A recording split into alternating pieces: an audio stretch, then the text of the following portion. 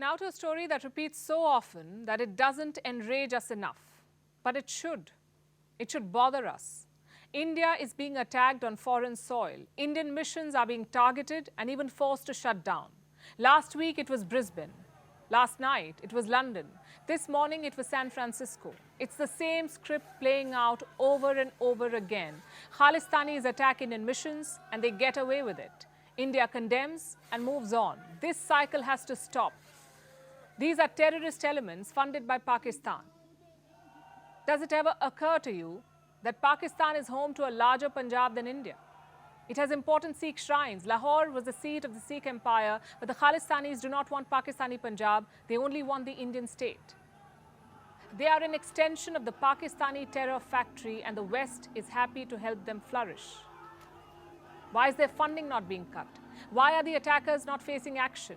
Because of vote bank politics and Western hypocrisy on free speech. Sikhs form almost 1% of the voting population in the UK. They form more than 2% of the voting population in Canada. They have a political voice and representation, and they target India and Indians and get away with it. How would Washington respond if their embassy in India came under attack? How would London respond? And how is New Delhi responding? We'll discuss all of that, but first, look at what happened in London yesterday. The Indian High Commission was attacked. A pro-Khalistan mob surrounded the building and removed the Indian flag.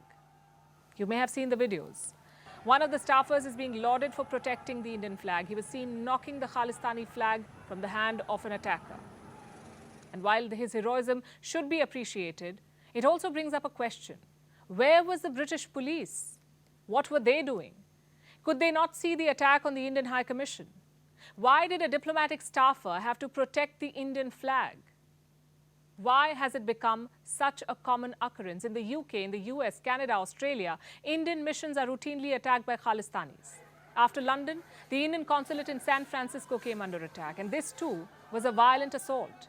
The pro-Khalistani gangs were seen smashing windows and encircling the consulate staff. They vandalized the walls of the consulate and wrote "Free Amrit Pal." Now, let me give you some context. The Khalistan movement is a violent secessionist insurgency. It was at its peak in the 1980s. It advocates for a new Sikh nation to be carved out of the Indian state of Punjab. The Khalistani movement has led to thousands of deaths, including, most famously, India's former Prime Minister Indira Gandhi. The insurgency was stamped out in the 1980s, but it has reared its ugly head again. Indian security forces are currently in pursuit of the latest figurehead. His name is Amritpal Singh.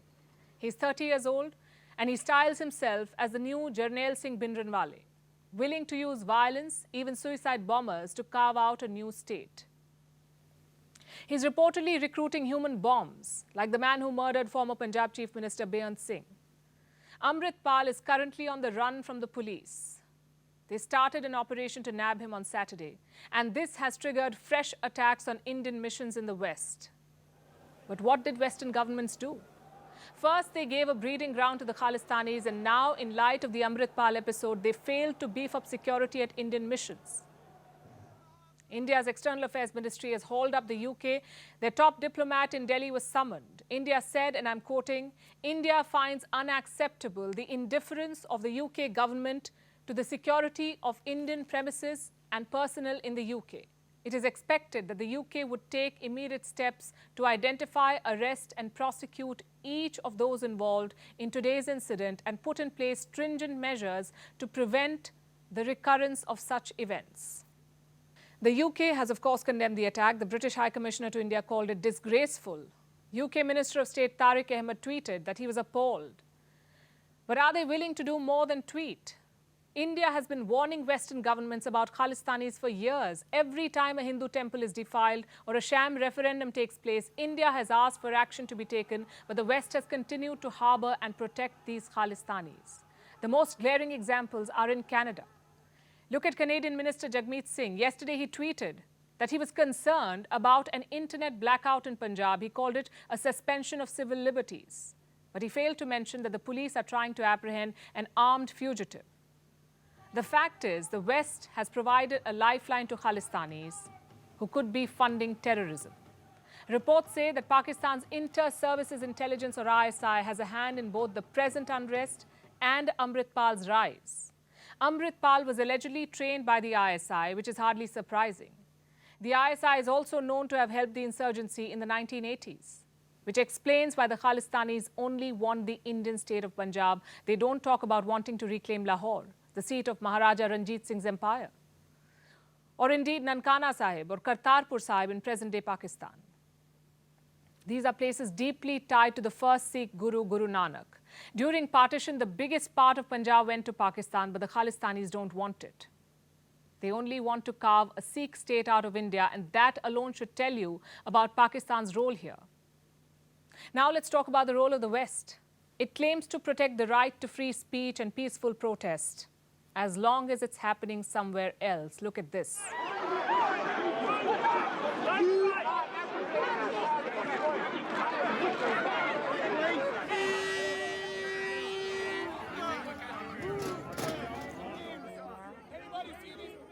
The Khalistani movement, though, has always been a violent insurgency. The consulate attacks could be just a preview of what's to come. Is the West investigating the Khalistanis? Is it looking at reports of them funding terror attacks on Indian soil? Or should we wait for suicide bombings in Punjab before the West wakes up and cracks down on Khalistani terror? How would London react if India were hosting violent separatists from Northern Ireland or Scotland? How would Canada react if India was home to secessionists from Quebec? The protection of Indians on their soil is their moral and legal duty. Meanwhile, New Delhi cannot just complain and wait for the next attack. It has to take action. The attackers are clearly visible on camera. Identify them and make an example out of them. Cancel their OCI cards, investigate their links to India, and crack down hard. Because lack of tough action now will be read as India's weakness. And this is the point where we say, enough is enough. Our next story is from Saudi Arabia. It is buying diesel from Russia and in very large quantities. And yes, you heard it right. Oil giant Saudi Arabia is buying diesel from Russia for domestic consumption. It makes no sense until it does. Let me explain this.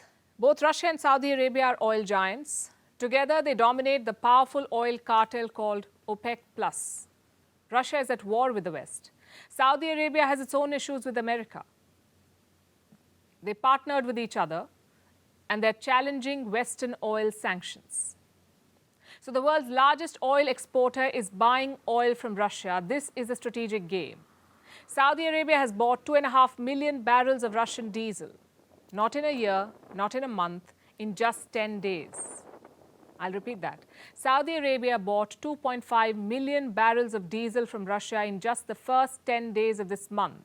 That's the most diesel Saudi Arabia has ever bought from Russia. It's unprecedented. Saudi Arabia is the world's second largest producer of crude oil. Russia is the third. Then why does Riyadh need oil from Moscow? Let's first understand how it makes business sense.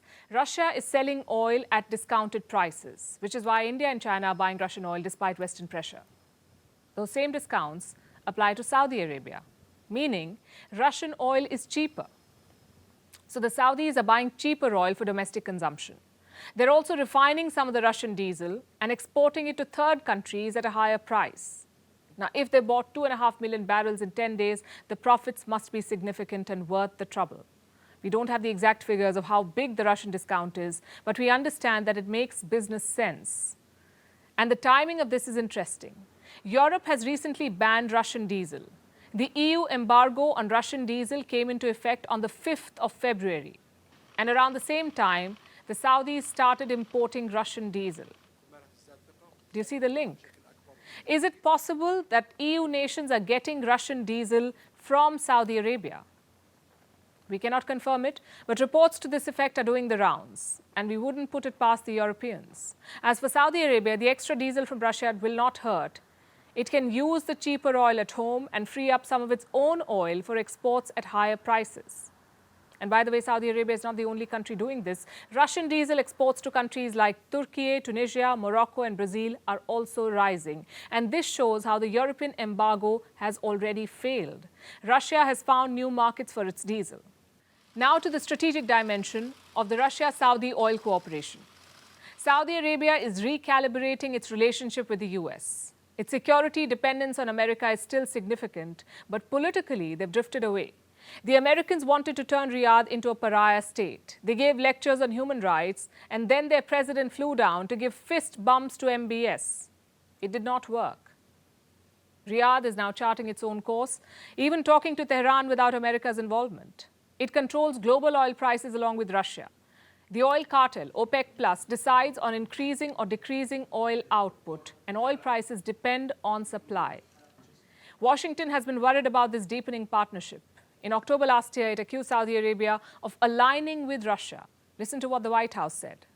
Well, we believe by the decision that OPEC Plus made last week, there certainly are aligning themselves with Russia. And right now, this is not a time to be aligning with Russia, especially with this brutal, unprecedented war that they have started in Ukraine.